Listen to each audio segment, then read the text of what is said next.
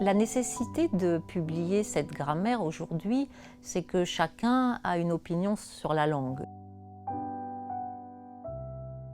Et il y a un débat qui est assez vif souvent entre deux camps, un camp plutôt décliniste qui s'alarme des innovations, qui se focalise un peu sur une norme, souvent sur une norme écrite, et l'autre camp plutôt moderniste qui salue ces usages innovants avec une perspective parfois militante.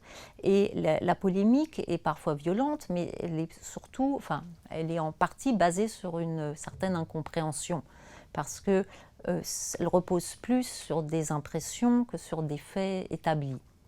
Donc notre grammaire n'est pas normative, elle ne cherche pas à prendre parti dans ce débat, elle est descriptive. Pour savoir si le français se porte mieux ou s'il se porte moins bien, il faut déjà savoir comment il se porte.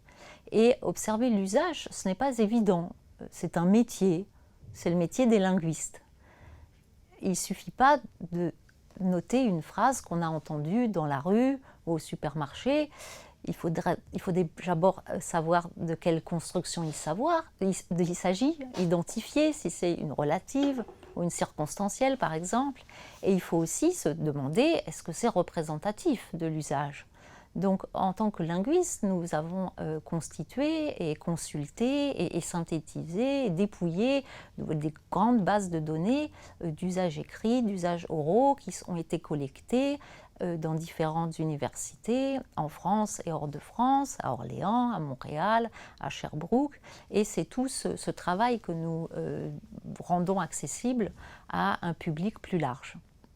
Par exemple, si vous vous demandez quand faut-il accorder le participe passé, vous pouvez vous demander aussi quand est-il effectivement accordé.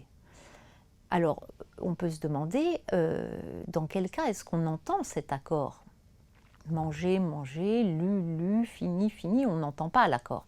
On l'entend avec mis, mise, fait, fait. Donc finalement, combien de verbes sont concernés? Combien de verbes connaissez-vous? 3000, 4000? Eh bien, on a fait la liste de ceux dont on peut effectivement entendre l'accord à l'oral. Ils sont une quarantaine. Donc ce phénomène d'accord du participe passé concerne 40 sur 4000, 1% des verbes. Donc, avec cet ouvrage, vous pourrez continuer à débattre et à vous battre pour ou contre tel usage, mais vous pourrez le faire avec des arguments chiffrés à l'appui.